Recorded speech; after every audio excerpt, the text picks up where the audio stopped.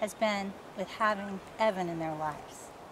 And they've made wonderful decisions so that they'd be ready when he came. And they waited, and they waited. And finally, God gave them the gift of being pregnant. And on March 28th, Palm Sunday, this beautiful baby was born. So, of course, as would be fitting for the arrival of a prince, he came on a day that was very significant in the Christian faith, on Palm Sunday. And I just want to read you a little bit of significance about the day that he was born. Palm Sunday ranks in the Christian church as one of the three most significant holidays. And it's the Sunday, the last Sunday before Lent, and it marks the beginning of Holy Week. So he came at a very good and special time. Palm Sunday commemorates the triumphant arrival of Jesus when he got on a little donkey and he rode into the city as people were shouting Hosanna. And they threw palms down at his feet, and they paved the way for Jesus on his donkey. Not the typical arrival of a king, but they paved the way for Jesus to come into town.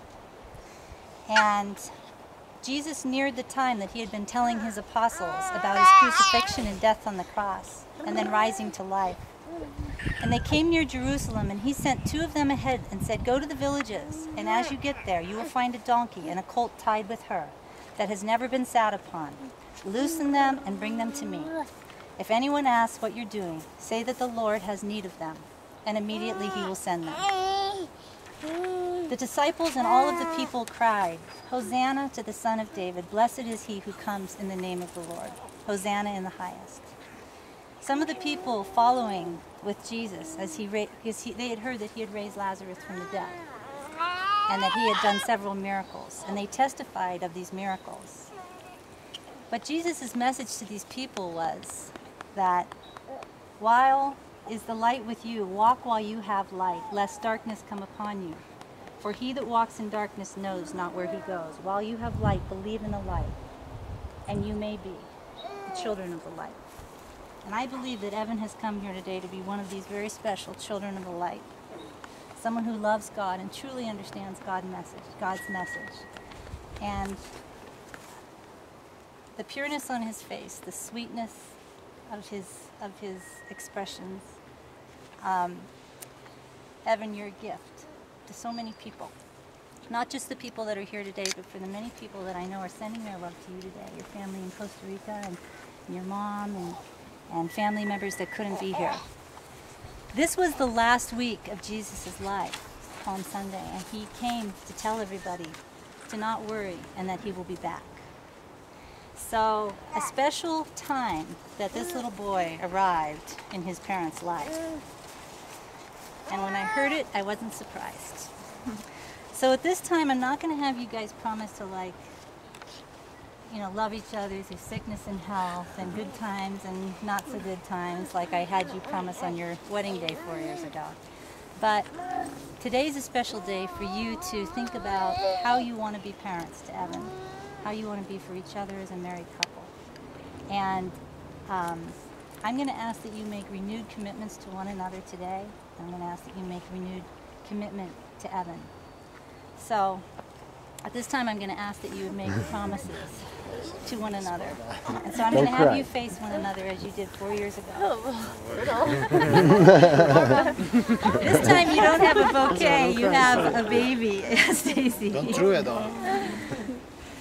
So Roy and Stacy, do you promise to raise Evan in an environment where he has the freedom to discover who he is as an individual, even when it may differ from your vision or your plan for his life? We do. I don't know. Sure you do. Yes.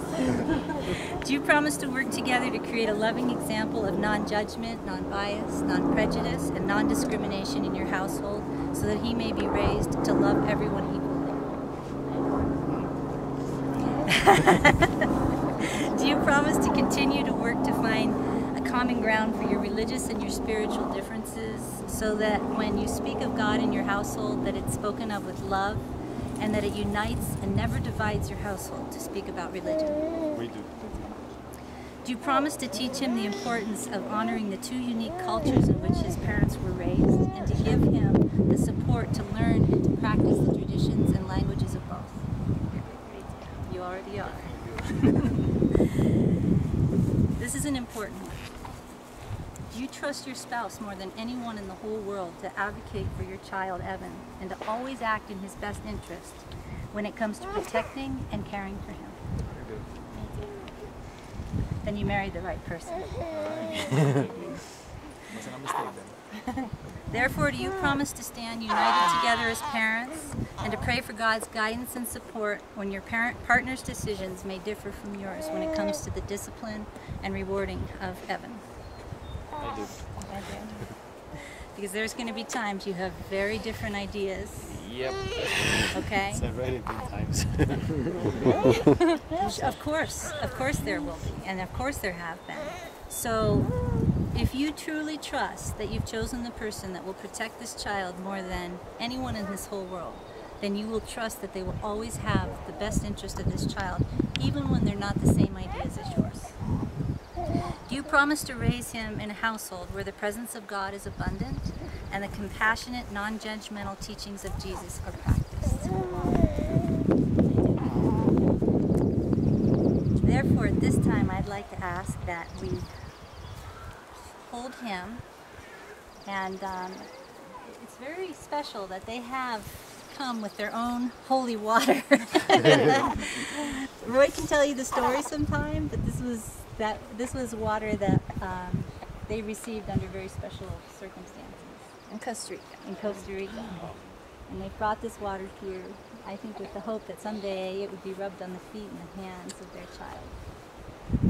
So, Randy, would you please pour it into the little basin?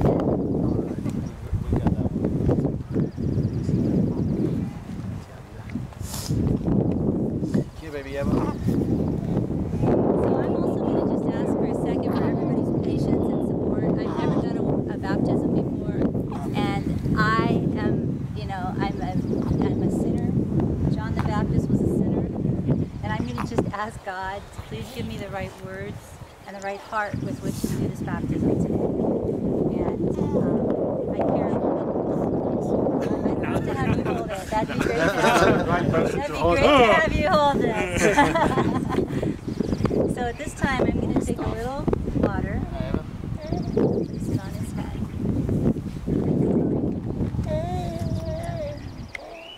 And Evan, may the God of all creation, who brought us to you to smile on you this holy day of baptism, living waters baptize you with new life and anoint you with the grace of Jesus. And may all who watch over you be blessed with awe. I know we're all in awe, as they behold the perfect gift that you are. And may the light of Christ guide you always in the path of truth as you grow in wisdom, little prince. This time, what I'd like to ask if you would please pour this over your son's hands and feet.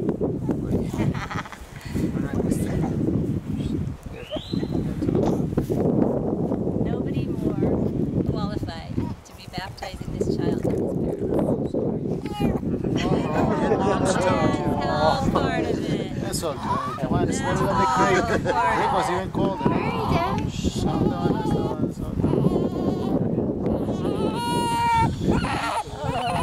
Oh my God. A little bit of water. Yeah. He said, this is a big commitment for me. Just a little bit of water. This is a special day.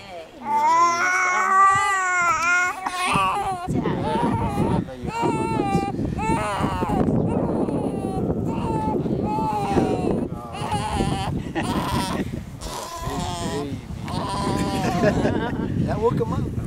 Yeah, he is a baby. Yeah. And if we could all bow our heads for just a moment. Evan, with all our hopes and dreams for your future, we celebrate your being. May you always be filled with wonder, and may your nights and days be gentle. May you have fun exploring the world and discovering hidden treasures. And may your years on this earth be blessed with strength, health, and wisdom. May the love your light on this earth. I always see light when I see his face. May you be wrapped in care and protected from all harm as you are now. And may stars dazzle your eyes and rainbows delight your heart. May God bless you and keep you. The Lord make his face to shine upon you and unto you. The Lord lift up his countenance on you and give you peace. That's what we wish for you, little prince. Peace. Amen.